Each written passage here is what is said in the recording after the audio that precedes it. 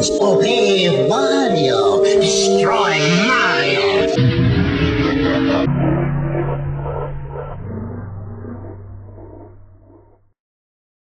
Excuse me, but I have to go change my pants.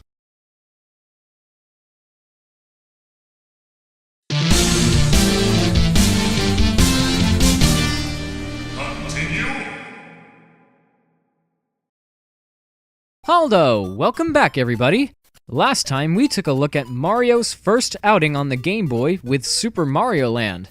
So now, Gunpei Yokoi and his team are back with another Mario Game Boy adventure, Super Mario Land 2, 6 Golden Coins. This game and I don't exactly share a history quite like its predecessor and I do. In fact, I've never even touched this game until I bought it off the 3DS eShop around a year after purchasing the first game. I think I recall seeing the Easter egg hunter talk about this game in some of his videos before I played it, but I can't exactly remember.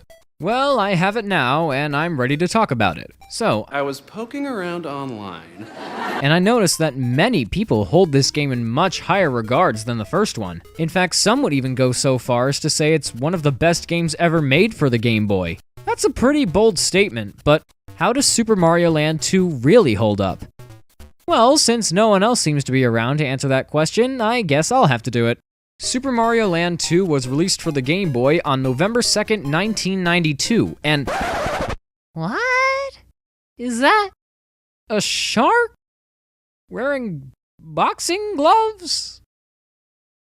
Nothing too out of the ordinary here. Anyway, Super Mario Land 2's popularity skyrocketed even higher than the first game. So high, in fact, that its story was used for a Japanese Mario educational video in 1995. It had nothing to do with the game. Its only purpose was to teach kids about something to do with Chinese letters, and it also had Kirby. Yeah, it was weird. Speaking of the story, here's what's going on. Apparently, while Mario was busy rescuing Daisy from having to merge the dimensions, I mean from marrying a spooky alien, supposedly, somebody infiltrated Mario's castle and took control of this other undisclosed world that Mario rules over, I guess. Wait a minute, when did Mario get a castle?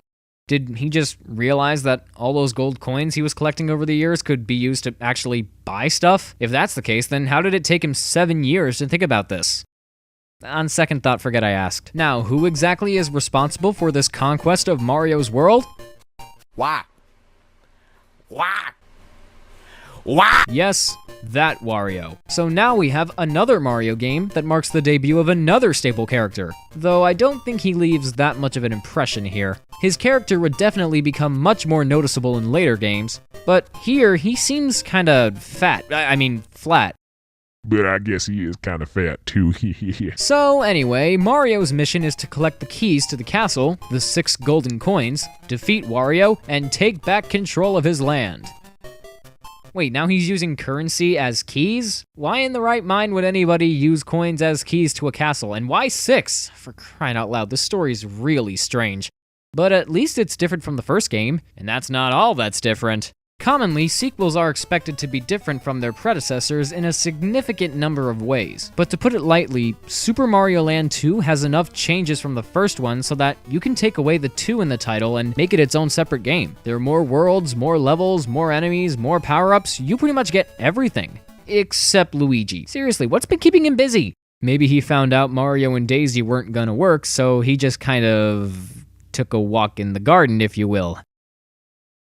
I don't know what that means. So Super Mario Land 2 has 6 worlds to explore. They can be easily accessed via this nifty world map, much like in Super Mario 3, Super Mario World, and Yoshi's Island. It's pretty cool, but somehow I find myself getting lost a couple times. The worlds are far apart from one another, which is fine, but I don't find the map design very memorable. Thinking about it now, it might have been better if the player could just go from stage to stage like in Mario Land 1. That would take away the exploration factor this game has going for it, but for a game like this, I would have preferred something a little more straightforward. Gameplay-wise, Super Mario Land 2 gives us some minor improvements. For one thing, the screen can actually shift to the left this time, which is nice.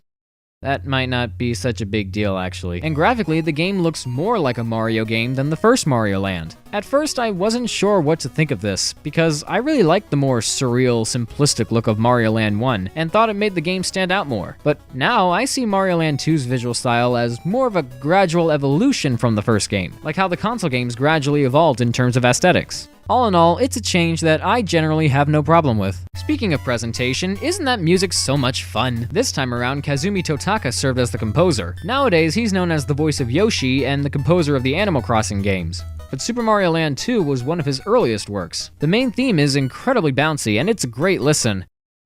After the first level anyway. You see, Mario Land 2's soundtrack is basically made up of songs that are just variations of the main theme, something akin to Super Mario World. But while at least that game's soundtrack managed to avoid coming off as repetitive, I think Super Mario Land 2 fails in that regard. The music's okay as a whole, but I would have preferred a little more originality for this one. And don't try to convince me it was to save space on the cartridge, because that's already a pretty lame excuse. Anyway, Mario controls almost like he did in the first Mario Land. He can run and jump like you expect him to, but now he's rocking the spin jump from Super Mario World once again. And it blows. I don't hate using it, I just find it a little awkward. Since the Game Boy only has 2 buttons instead of 4 like a Super Nintendo controller, the developers tried to compensate for that by mapping the spin jump to pressing down on the D-pad and hitting the jump button. This just doesn't work for me. Also, why can't Mario do the spin jump as Small Mario? Well, at least it controls better than Mario does underwater. Grr, I hate these sections. Mario still got those power-ups to help him on his journey. The Mushroom and Starman are back, and the Fire Flower behaves like normally, which means no more Super Balls. Yeah. But now Mario's got a new power-up in the form of a carrot that gives him bunny ears to let him fly. Yeah, I don't get it. But I'll say this right now. This is one of the best power-ups Mario's ever had. It gives him a lot of airtime, and it's great for passing obstacles. But aside from that, it has no offensive maneuvers, so the Cape Feather still wins in this regard. At the end of each world waits a variety of different bosses, and once you beat them, you're rewarded with one of the 6 golden coins. For bosses, we have a giant bird, a giant pig, a giant whatever this thing is, and...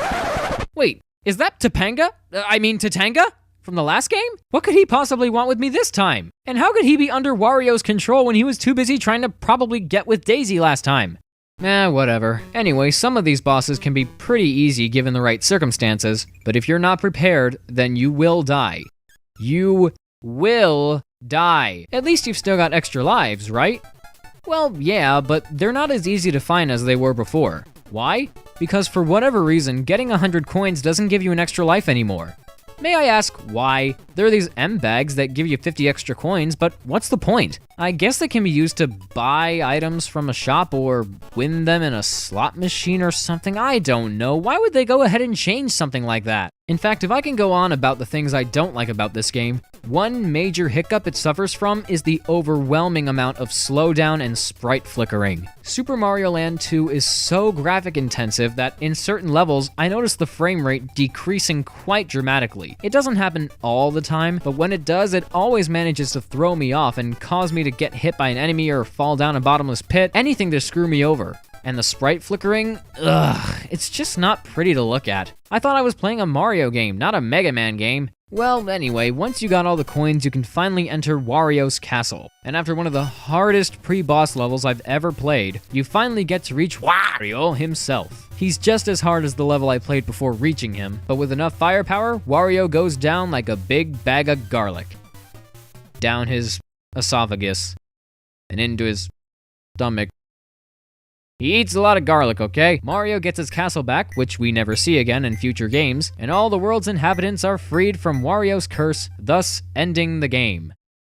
Oh man, that was long.